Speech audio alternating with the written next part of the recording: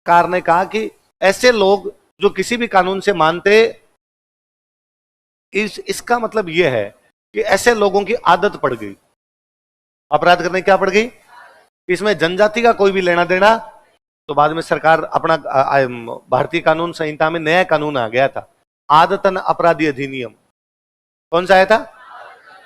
Habitual offender act.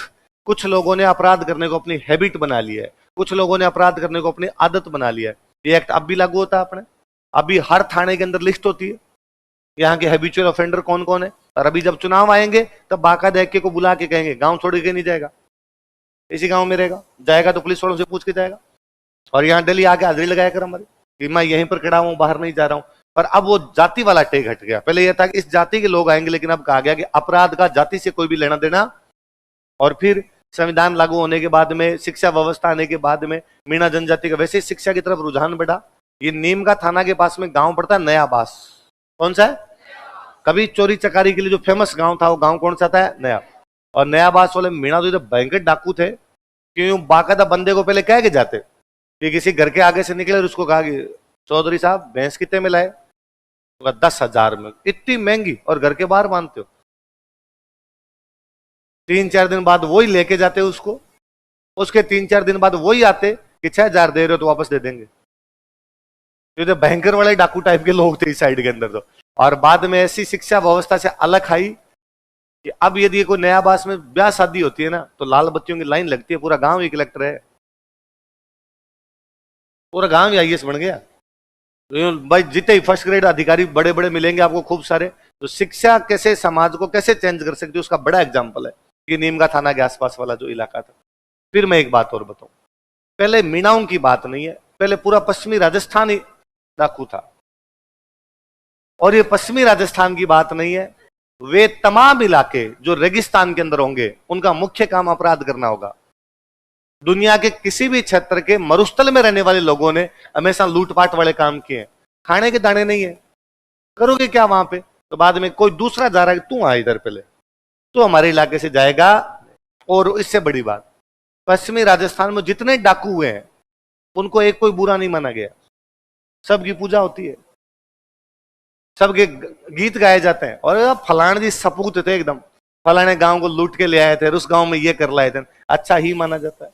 मेरे तो खुद के गांव के अंदर एक डाकू है और बाकायदा से गर्व है। आसपास में कहीं जाते हैं, अगला पूछता गांव कौन सा है, ये अगला मुस्कुराता है उसी गांव के होगा, हाँ उसी गांव के। ध्यान रखना रहे, आप अंदर सामान रख दो, उठा के ले जाएंगे कुछ ना कुछ। तो मेरे दादाजी सुनाते हैं कि हमारे गांव वाले जो डाकू थे वो ऊंट लेके आते इधर उधर से। तो एक बार वो बीकानेर साइड से ऊंट लेने के लिए गए हुए थे, पीछे से नए बास वाले मीणा पड़े जो हमारे गांव की गायें लूट ले गए। भाई शेर को सवा शेर मिलता है ना कभी ना कभी। और क्या हमारे गांव की आसपास के 10-15 गांव की लूट के ले गए।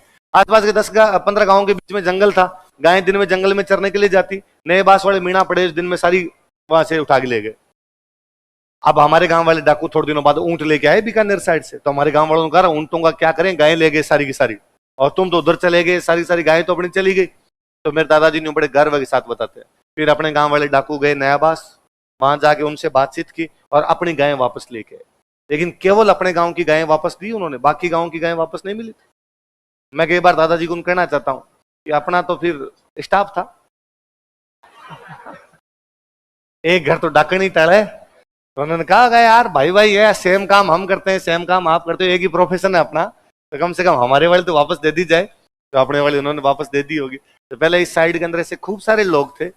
आजादी के बाद बाकायदा कार्यक्रम चला, डाकू उन्मूलन कार्यक्रम, सरकार ने कार्यक्रम चलाया था। जयेंद्र नारायण व्यास मुख्यमंत्री थे तब, डाकू उन्मूलन कार्यक्रम। और डाकुओं को कहा गया था कि तुम सरेंडर कर दो, हम तुम्हें सजा नहीं देंगे, तुम हथियार रख दो, हम तुम्हें सजा नहीं देंगे।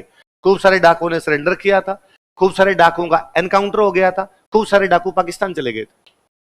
तारबंदी थी नहीं अब उधर, तो उधर पुलिस का जोर पड़ा था, लो पाकिस्तान, कई पाकिस्तान चले गए थे, कई सालों तक पाकिस्तान में जिंदा रहे थे। उनके समाचार थे बाकायदा कि फलाना डाकू पाकिस्तान में बैठा है, फलाना डाकू पाकिस्तान के अंदर बैठा है। धीरे धीरे जब एजुकेशन आती है तो समाज अपने आप चेंज हो जाते हैं। बिना एजुकेशन के समाज में इस प्रकार की चीजें होती है। आई बात समझ में? ये भाई आपके जनजातीय आंदोलन सारे अब नया हेडिंग